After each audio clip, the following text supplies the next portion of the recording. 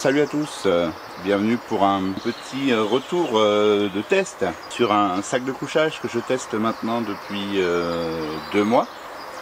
Donc j'espère que vous allez être intéressés. Je pense que celui-là va vous séduire parce que je l'ai demandé exprès et je le trouve très très bien.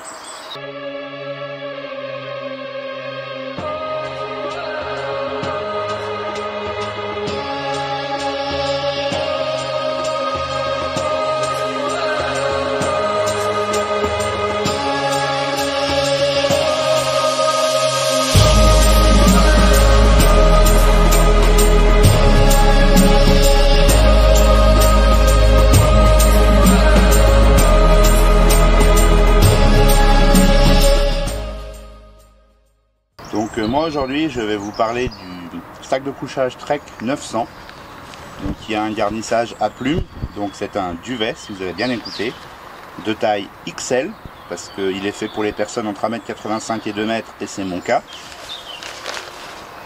qui a une garantie de 5 ans, qui pèse 1,50 kg et qui fait 8,7, donc on va dire 9 litres une fois posé dans cette housse qui, vous voyez, a des petites sangles de compression sur les côtés pour réduire encore plus son volume. Je vais faire un petit tour de la bête avant de vous en parler. Donc voilà le Trek 900. Alors vous voyez que j'ai dû le reculer un petit peu parce qu'il est vraiment très volumineux, mais c'est pas parce qu'il prend de la place dans le sac à dos, c'est parce que avec est fourni un sac de stockage. C'est de la mèche en filet et ça permet d'éviter le dilemme de est-ce que je dois stocker mon sac de couchage dans une penderie? Oui, mais sur un cintre, ça peut le plier en deux, ça va enlever de la mousse à un endroit, ou du duvet. Est-ce que je le range dans son sac de compression? Oui, mais apparemment il va perdre de ses qualités puisqu'il va être comprimé, donc ça va un petit peu abîmer le pouvoir isolant du sac de couchage. Est-ce que j'ai de la place, une grande étagère pour le poser à plat, mais ce qui risque pas de prendre un peu la poussière et puis de me gêner? Donc là, vous avez ce beau filet qui permet donc un rangement optimal, fermé avec un petit zip en haut là qui s'enlève très facilement. Ouais, plutôt cool. Et du coup il garde à moitié son gonflant mais pas complètement. C'est à dire que si on le sort il va commencer à déborder gentiment du mesh. Et il va commencer à reprendre sa forme, vous voyez, c'est instantané. Niveau couleur, il est en 2 coloris, donc gris et jaune. Et je sais pas comment appeler cette couleur, marron bordeaux orange, une jolie couleur assez, qui me rappelle moi beaucoup l'automne. Je préférais le orange parce que c'est vrai que c'est un tout petit peu moins visible, même si j'ai pas besoin de me cacher forcément, mais je suis content d'avoir ce coloris qui me plaît pas mal. Qu'est-ce qu'on constate en sortant le sac? Plusieurs choses. Déjà, c'est qu'il est super volumineux, c'est très agréable. Il est doux, il est très doux de l'intérieur comme de l'extérieur. La matière utilisée ici, elle est déperlante, donc ça veut dire que s'il y a de l'humidité ou de l'eau qui tombe dessus, elle va vraiment mettre du temps avant de s'imprégner, elle va surtout commencer par s'écouler gentiment. Donc si c'est vraiment une humidité modérée ou une petite pluie, elle rentrera même pas dans le duvet. Donc ça c'est très agréable à savoir quand on sait que c'est un sac qui est fait pour du bivouac au niveau de sa forme. Donc il a une forme sarcophage avec une capuche. C'est vraiment très agréable. Pris au hasard, là le premier truc qui sort c'est la capuche. On dirait qu'on constate que la capuche, elle est, la capuche possède un petit élastique pour pouvoir la réduire, donc la mettre pile à la taille qu'il faut. Okay. On constate aussi au niveau de la capuche que le zip il monte très très haut. Donc ça veut dire qu'il n'y a pas beaucoup de vous qui dépasse. Pour un duvet qui est fait pour le froid, ben c'est plutôt pratique. Il n'y a que le bout du nez qui dépasse. Je rappelle qu'il ne faut jamais mettre le nez dedans, puisqu'avec le principe qu'on appelle l'évapotranspiration, vous allez humidifier l'intérieur du duvet. Et là du coup ça sert à rien d'avoir un duvet qui limite la pénétration d'humidité si c'est vous-même qui la faites rentrer dedans. Plutôt pratique, le coloris se met gris sur le dos et orange sur le ventre, donc ça permet de bien voir dans quel sens on est quand on est un peu dans le noir ou quand on est dans un hamac ou dans une tente. Et ici vous avez un petit rappel toujours intéressant. Ici ça rappelle le nom, ça rappelle que c'est un garnissage en duvet. Température confort, on est sur du 0 degré. Donc je rappelle que la température confort c'est pris à partir d'une dame qui est de petite consistance. Donc pour un bonhomme comme moi je me situe plus dans les moins 5 degrés en niveau confort. Et en dessous de moins 5, genre moins 8, moins 9, moins 10, c'est là où je commencerai moi à avoir un peu froid. Donc en gros ce duvet, ben, il est parfaitement adapté pour toutes les situations en France. À moins que vous fassiez de l'alpinisme ou vous alliez haut en altitude, où il fait des moins 10, moins 15 bien entendu, mais là du coup on s'équipera en matériel d'alpinisme. Ça reste du matériel de trek et de randonnée. Et du coup, ben, entre 0 et moins 5, donc moi je le trouve vraiment idéal pour la France. Rappelant que ce sac de couchage il est à 160 €, donc pour ces qualifications là c'est pas abusé. Donc on rappelle qu'il fait 1,50 kg, donc moins d'1 kg pour le L, S et M. Donc quand on le déroule ici, le petit bourrelet anti-froid que je tiens entre mes mains depuis tout à l'heure, donc ça va permettre, si jamais il y a un peu de vent frais et que vous dormez à la belle étoile, une fois que le duvet il est fermé, vous avez cette petite pièce de tissu ici qu'on voit bien en couleur. Elle va permettre d'empêcher éventuellement l'air frais de pénétrer dedans. Vous voyez bien, quand je la ferme, elle fait opposition, elle se retrouve juste en dessous pour bloquer l'air froid. Ça s'appelle un bourrelet anti-froid, c'est plutôt pratique. Et surtout, ça permet de bien tirer à l'intérieur et de ne pas faire en sorte que le matériel se prenne quand on ferme le zip. Je le sors entièrement pour vous montrer le gonflant. Regardez, il est en train de gonfler là tranquillement. Ça prend 5 minutes et vous voyez déjà là que il y a un gonflant assez exceptionnel. Il est presque 2 fois plus gonflant que mon Deuter que j'avais avant, qui avait les mêmes conditions, donc qui était un tout petit peu moins cher parce qu'il y a 10 ans c'était pas le même marché du sac de couchage, mais qui était un tout petit peu moins technique que celui-là. Quand on se met dedans, on constate très vite qu'il tient super chaud, et quand on est à 0 degré, franchement j'ai déjà dormi plusieurs nuits avec à 0 degré, on est au poil, on est très bien. Ici vous avez le double zip qui peut aller autant en haut qu'en bas. Donc ça c'est super pratique si vous avez un peu trop chaud et qu'il est fermé bien sûr. Bon bah le zip fonctionne parfaitement bien, vous avez vu, il n'y a aucun blocage grâce au bourrelet anti-froid. Si jamais j'ai un peu chaud, j'ouvre en bas et je fais la fameuse technique de la belle-mère et je sors la jambe du duvet, et puis je profite d'avoir un petit peu de fraîcheur qui rentre dedans, sachant que quand on vient se coucher, il est généralement 23 h minuit, la température la plus basse, le point froid il est vers 4-5 h du matin. Donc on peut commencer à sortir la jambe, et quand on voit qu'il fait froid dans la nuit, on rentre sa jambe et ça va se refermer plus ou moins de soi-même. Et si vraiment on a froid, il suffit de faire un petit abdal, c'est des abdos mais au singulier, et hop, je ferme et je suis au chaud.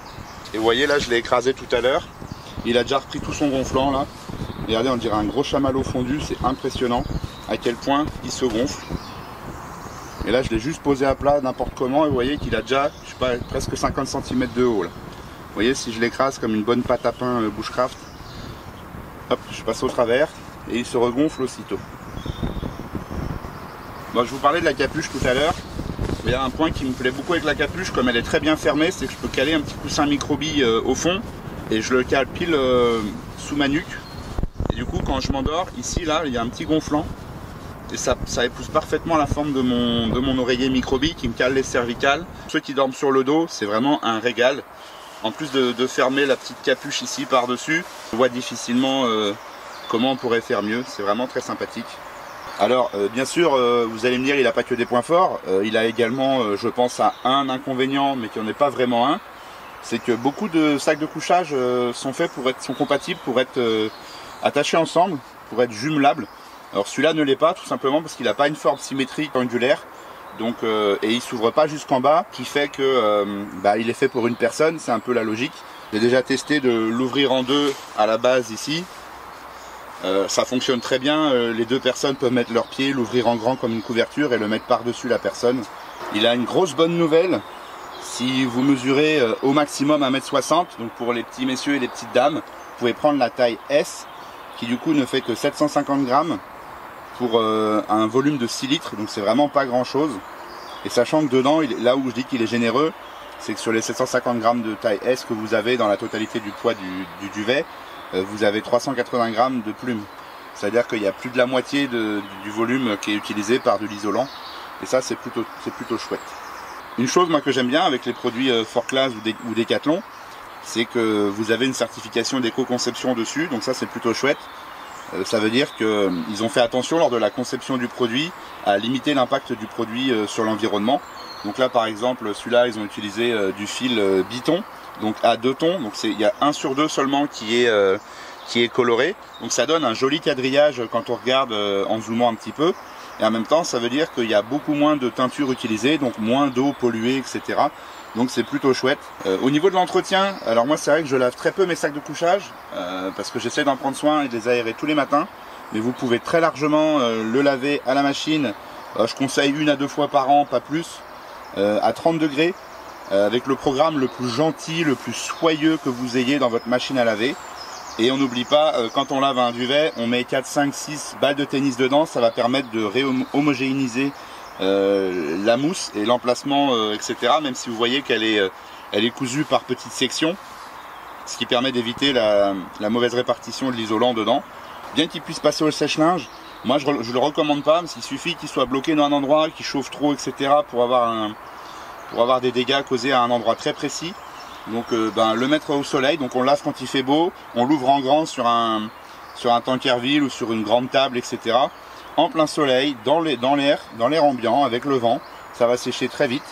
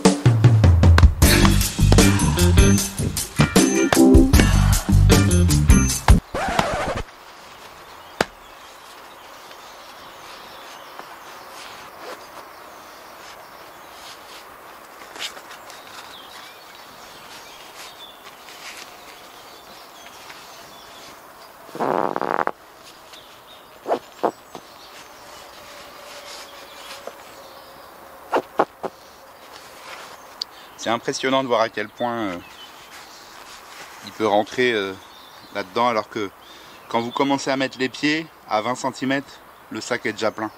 Et en fait, il a un pouvoir de compression qui est assez incroyable. 9 litres, garantie 50, 1 kg, le XL bien sûr, qui tient jusqu'à 0 degré. Franchement, c'est cool. Il est vraiment bien, le Trek 900.